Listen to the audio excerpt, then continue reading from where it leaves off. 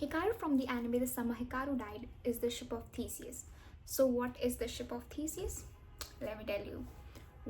Well, the ship of Theseus is a philosophical paradox that asks if an object remains the same after all its original component has been replaced over a period of time. In simpler terms, if you have a ship and a part of a ship is replaced every single day, when all the parts of the ship has been replaced, at the end, will the ship be the same ship that we started off with? That's the question and paradox of the ship of Theseus. Now let's go give a quick synopsis of the anime. The Summer Hikaru Died. The anime revolves around two best friends, Hikaru and Yoshiki. Hikaru goes to a mountain, went missing for a week, and then comes back, and Yoshiki realizes that the one who came back is not his friend. That's the synopsis. If you're interested, you can go and watch it. Let's continue to the video. Now, how is the paradox, the ship of Theseus paradox, and the story, the Summer Hikaru Died, is connected? Here are some parallels. Number one, replacement and question. The replacement in the ship of Theseus is gradual and it takes place at a time, one piece at a time. And the replacement is of a material thing, the plank, which is a wooden plank. It is a material, a solid material. Whereas Hikaru's replacement is radical. It is rather quick and a fast one. And the replacement that takes place here is the replacement of the soul, the inner core of Hikaru as a being, his consciousness, as it was replaced by something which was not quite human. His soul was replaced by the thing, the entity that resided in the mountain. Now, the question that arises from the replacement is for ship of Theseus that will the ship be the same after the replacement? Similarly, in Hikaru's case, the question arises: who is the real Hikaru? What is the actual identity of Hikaru? And from that question arises our second parallel, which is identity and answer. In case of the ship, the material composition is the same, like the wooden plank is replaced by a similar wooden plank and same size. Nothing is different as except for the fact that a plank is being replaced. The plank at its core is wooden. But in Hikaru's case, it is a bit more complicated, as we can say the identity differs. If we identify Hikaru's body and memory as original Hikaru, or if we should identify the soul, the consciousness of Hikaru, which was lost, as the original Hikaru. What's the original Hikaru? What is the core part of Hikaru as a being? His memories or his soul? His body and memories, the moments he lived up until the mountain incident happened, or his soul, his inner being, which was lost?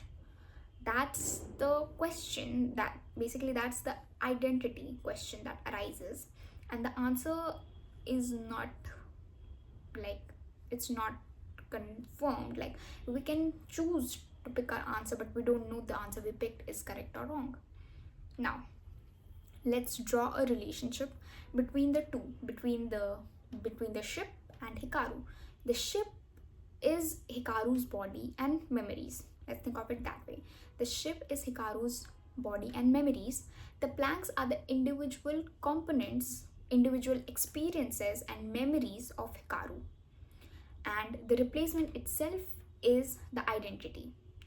The replacement itself is the entity. Yeah. Now let's look at it this way. Just like the planks are replaced gradually and all the parts of the ship is replaced, similarly, the moment the entity entered Hikaru's body, all its experiences from that point onwards were the entity's, not Hikaru's.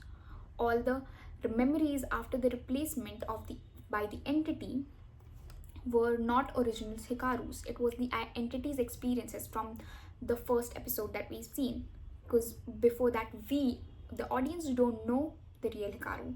We have seen through the lens of Yoshiki's memories, Yoshiki's flashbacks, basically. But what we see, to us, the Hikaru that we see is the entity. The experiences that we have as an audience is with the entity, not the original Hikaru. Each moment experienced by the entity and each memory made was a plank replaced by the entity in the ship of Theseus, that is Hikaru. So when the entity experiences and memories outweigh Hikaru's, like for example, when the entity with Hikaru's body reaches the age of 40, it means that he has lived 25 years more, 25 years as Hikaru, which outweighs the years Hikaru himself has lived. He had lived 15 years, after which he was replaced by the entity. But if the entity reaches the age of 40 in Hikaru's body, he has outweighed the number of years he has lived as Hikaru. So does that mean he is Hikaru now? Because everyone around him will believe that he is Hikaru, but will he be Hikaru now? Because he has more experience as Hikaru than Hikaru himself. Is he Hikaru now? That's the question. Just like, will the ship be the same ship? Will the ship be the same ship that we started off with? Just like, will Hikaru be the same Hikaru that was present? Because he has outlived the original Hikaru. Yeah. We can also see this question that is being asked in the series, the question of identity that is being asked in the series in chapter 13 and episode 6, in chapter 13 of the manga and episode 6 of the anime. When Yoshiki reads the story of a boy who was also replaced in the swamp man. Yeah. And he asks this question of identity and replacement to his friends that were present there, Asako and Yuta. Yuta thinks that they are different person because at one point they both existed at the same time. But Asako thinks that they are not completely different, as she thinks of the replacement of the boy as a replacement of cells in human beings. And she also says that the person's existence depends on the perspective of others. If they think that he exists, then he does. This conversation with Yuta and Asako makes Yoshiki think about Hikaru's existence in a much deeper way. Hikaru's existence and his presence in a much deeper way. What is it that defines someone's life? Their memories, cells, experience? Now let's talk about Yoshiki's dilemma. Yoshiki being in a dilemma adds another layer to the situation in the series, as we the audience can relate and ask questions about what we will do in his situation if we were in his shoes, or rather we can think of Yoshiki as a representation of us, the audience.